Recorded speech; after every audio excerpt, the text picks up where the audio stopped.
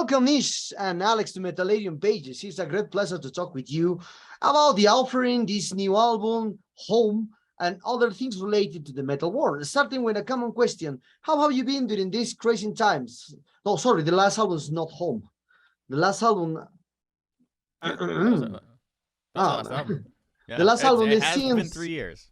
Home wasn't 3 years. So the last album is Seeing the Elephant.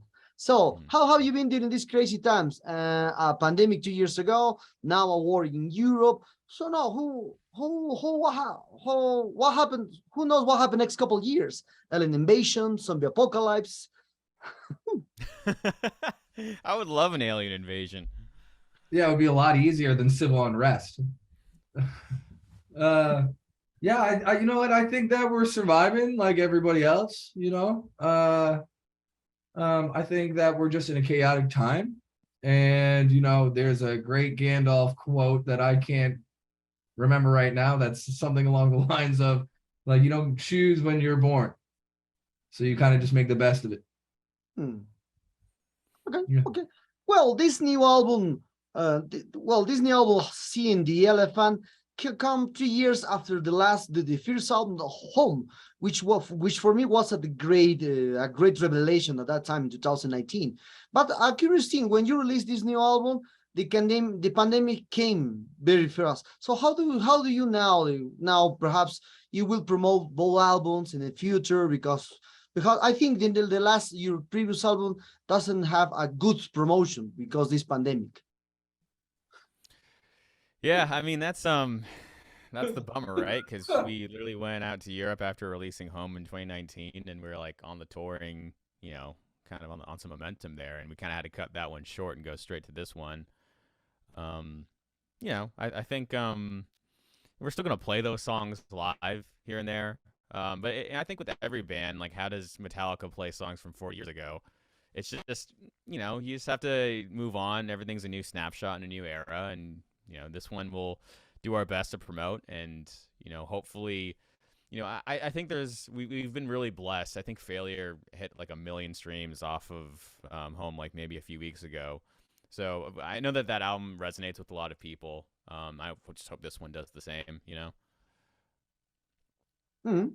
Okay.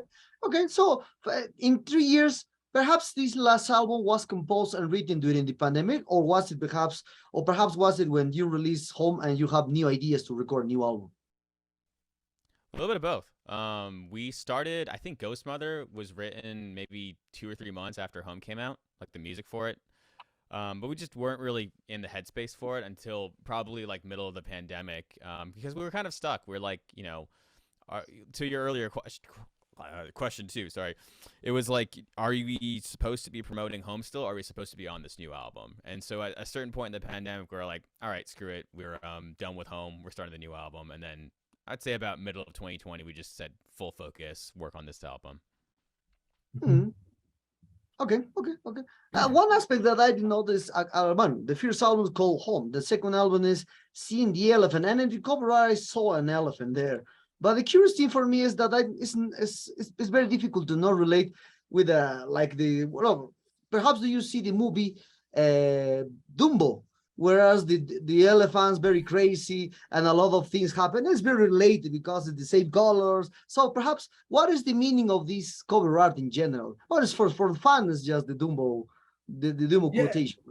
Yeah. So the elephant metaphor has been pseudo hijacked from the American culture. I mean, of course, you have Dumbo, and it's the face of a political party. It's also America has a funny relationship with the mistreatment of elephants in circus acts at the turn of the Victorian era. And we wanted to write an album the idea was to write an album lyrically that reflected the American culture.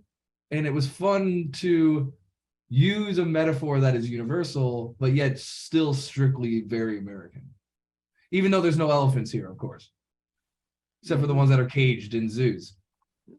But our relationship about these cover artists, perhaps Nish, do you have a background from the India culture?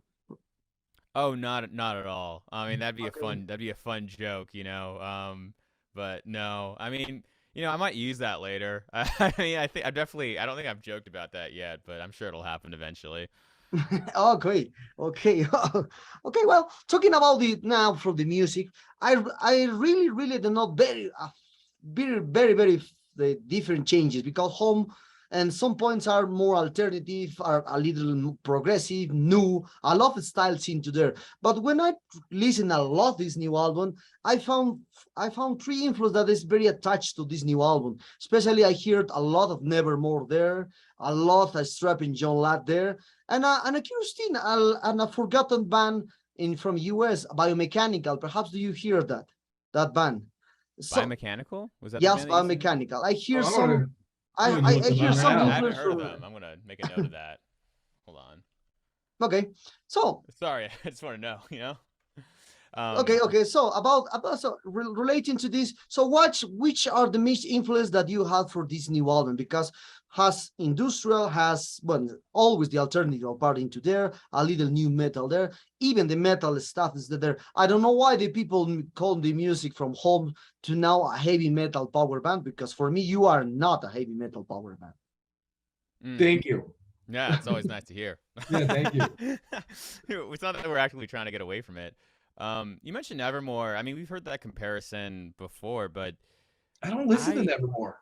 I was gonna say I feel like I listened to what was the one that had Sentient Six and Born on it? It had the with the girl. It was the sepia colored album cover. It was '05. Oh my goodness, that one's that's gonna bother me. It was that one. That's probably the one out Nevermore album I listened to. But I'm not a huge Nevermore guy. I don't think Alex is either. The other band you mentioned, Biomechanical, I'll look them up in a minute on that one. That's cool. But as far as this one, I just think it was. I feel like when you're a band on your third album. I mean, this is technically our second, but we worked on a release before this. You kind of just start to figure out what everyone does really well, and you just kind of write to accompany it. So I don't think there was a conscious. I think the only thing that we consciously tried to do with this album was to get away from that power metal label, because we would be imposters. We're not actually power metal players, nor were we people that grew up listening to power metal. And that's not a knock on it. Like there's power metal bands I really respect. I think we can all respect in this band. Um, but I don't think that we are that. So with this one, we're like, hey, let's do what we can to not be imposters in that regard going forward, essentially. Hmm. So into this matter, well, as I said, well, a lot of reviewers said that the band plays heavy power metal. I don't know why, but this is the way of seeing the thing, or the way they hear the They opening they music. hear fast It, music and well, high pitched no, they vocals. hear no. Yeah, I mean, on the last album, I did some of those like It's not screams. necessary. You need to do raps with heavy metal stuff like Iron Maiden, like Judas Yeah. Priest, etc., Yeah, of etc. course. Yeah. And the power I'm metal, glad you same see hell it. of I'm it. glad you see that, because I feel like it's kind of lazy if you like kind of just say, oh, if it's got wow vocals and like fast guitars and solos, You it's know, automatically power metal. It's like no, like I don't think that's the case. So thank you. Okay, so that's the next question. So how do you define or describe exactly the music from the opera? Because for me it's very difficult. You have a lot of styles into there. It's very difficult. Shoot, Hmm.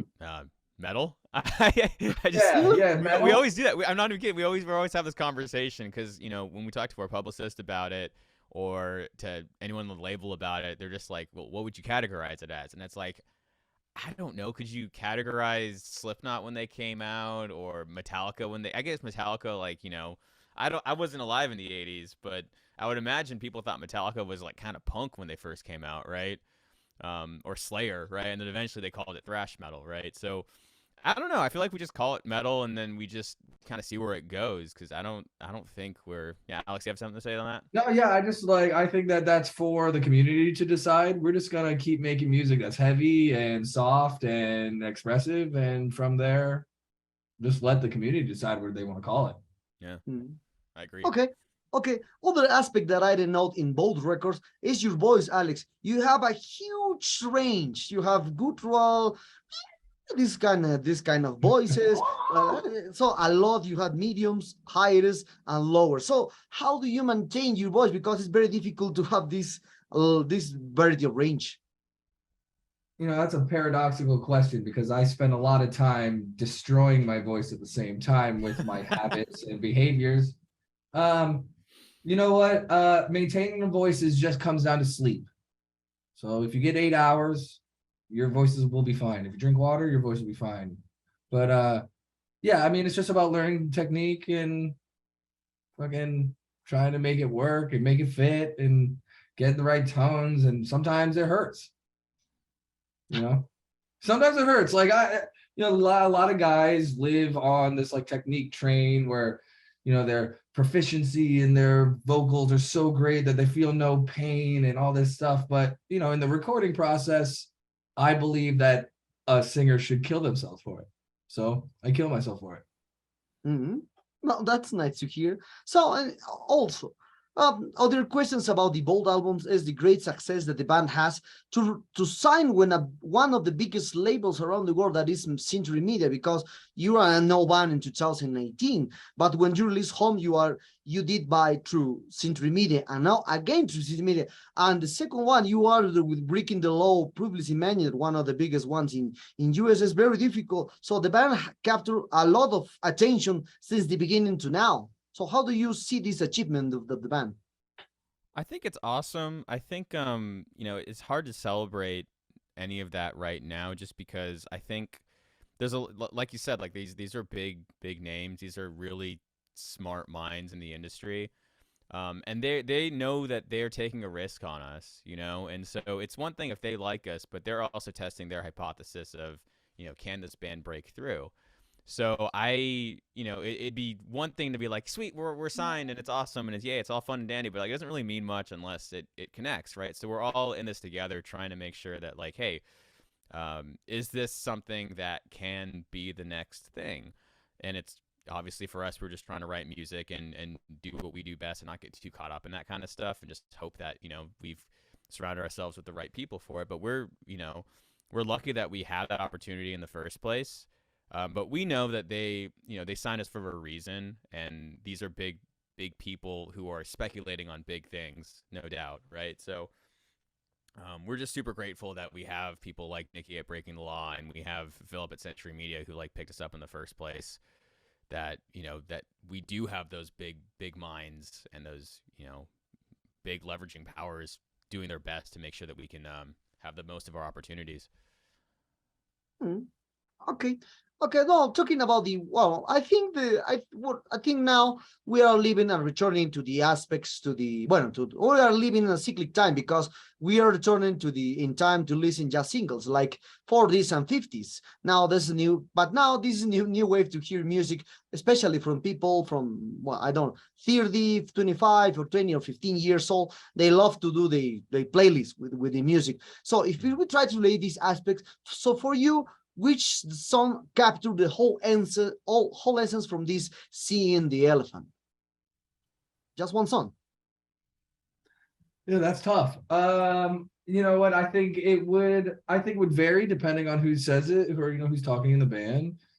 Personally, I think Heroin, My Heroin, which I don't think the average listener, it's not out yet, so most people haven't heard it.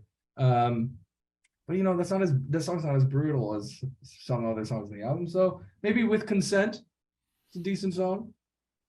What do you think, Nish? I would say not the title track, the last song on the album. Just as far as like, I've seen some people ask whether we're gonna do another 14-minute final song. It's not gonna happen. It's not on this album. But the last song has it has a lot of twists and turns to it that I think kind of sums up like the range of all the other songs on the album, I would say.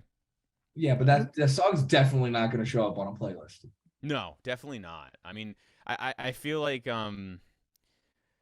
Wasp would probably be close to it, but Wasp is already a single, so it's kind of like I don't know, like there's so much variety. I feel like, so I don't know. I don't know either. Let the community decide. Yeah.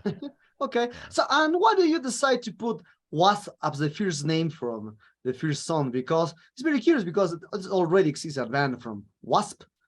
Yeah, so Wasp is I think I don't know if it's strictly American, but it means white Anglo-Saxon Protestant. So, that's why we call it Wasp. Yeah, I don't think Wasp the band had that in mind when they no. their band Or together. maybe they did. They did put little dots in between each one. They did, yeah. But yeah, I think it's funny because when we started the band, there was The Offering, and there was also The Offering the movie, and that was great to have that counteract. And then with Wasp, when that came out, we have Wasp the band. So I guess it kind of happens. We just can't hate the Google algorithm, man. We just, I need to write more creative song titles.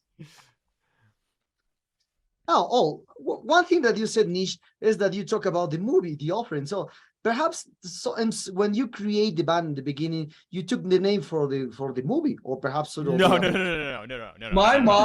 My mom definitely never saw that movie. So and she named the band. So no, I think it might have been in the collective ether, and we were all thinking about the name, like the whole universe was, but no, it's not correlated at all. Plus, I've never even seen the movie. Neither have I. So if it's a good movie, like have you seen it? Is it good? Looks like a horror movie. No, I never see it. I just see the trailers. Okay. I just see the trailers, but I never see completely the movie. So looks like I still won't be watching it. So yeah, I mean they didn't call us for the soundtrack, so blacklisted. Okay. Okay. So talking about other aspects, especially when they talking about again from the music area, but I didn't know, as I said, you have progressive, you have new, you have alternative, you have the kind of mixture a lot of into there. But when a band mix a lot of things, you are for the next album, you are cut the limits. Well, you are creating limits for the next records. It's normally because you are trying to do much better the music. And for that, perhaps, how do you see now in the future the Offering? Perhaps will you include more death metal riffs and black metal riffs? Because in both records you didn't do it, but perhaps in the next ones you will include it as like a much influence for the next records, because as you mix all perhaps more styles into there, it's much better.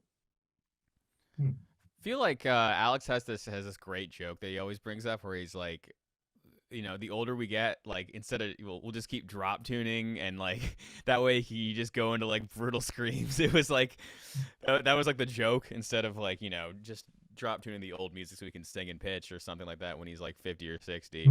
But no, I just feel like it's whatever the flavor of the day really is.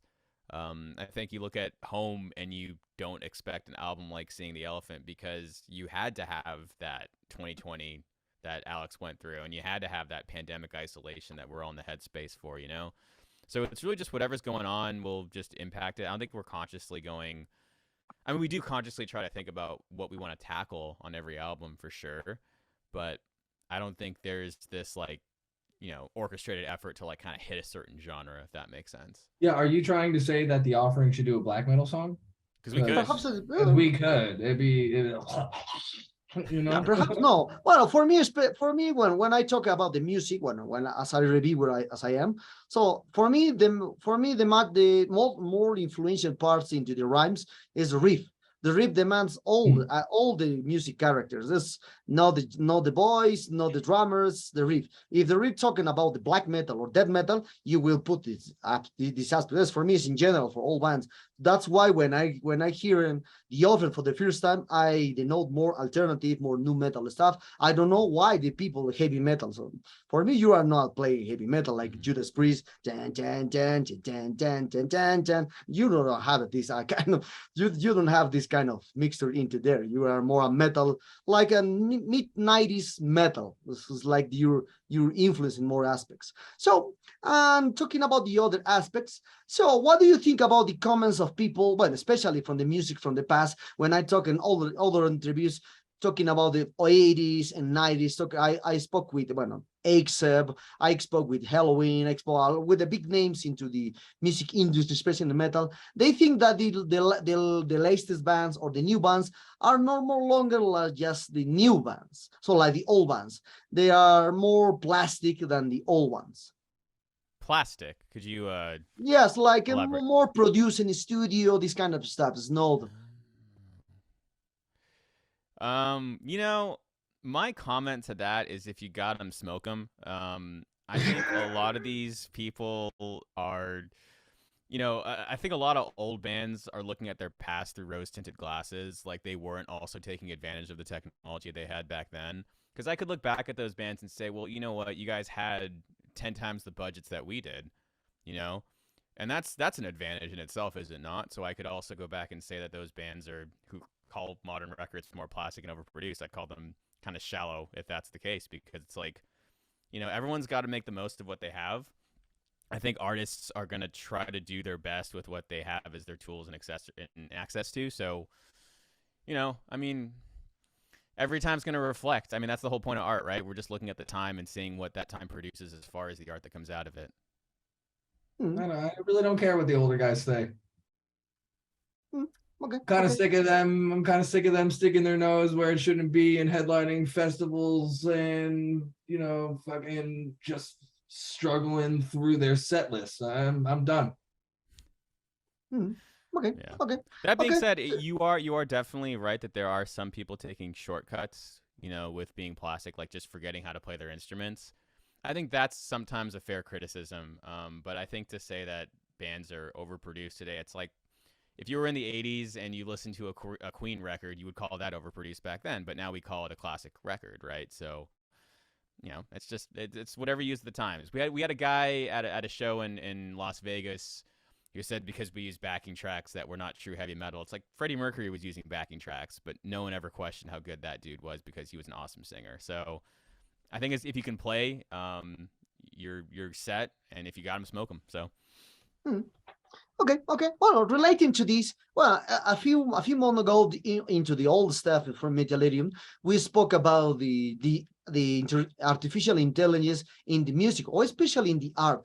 As you can see, now the artificial intelligence are more into like doing cover arts, like doing drumming parts, bass parts, etc., etc. So for you, how do you see now the technology are more involved, especially into the extreme metal? Because as you can see now on YouTube area, or YouTube play guitar playing through drummer play through, etc., etc., you can see that a lot of drummers, they want to play like a machine and not like the old way. So it's very curious, because now a machine play like a machine and the human wants to play like a machine. You know, I think that's tricky. I think we all have that conversation, because when you look at like our productions, they're massive, right? And they have to be super clean and precise to fit in a mix. You've got Alex with like 20 vocal tracks, and we have to just make sure they're all perfect by the end of it, you know?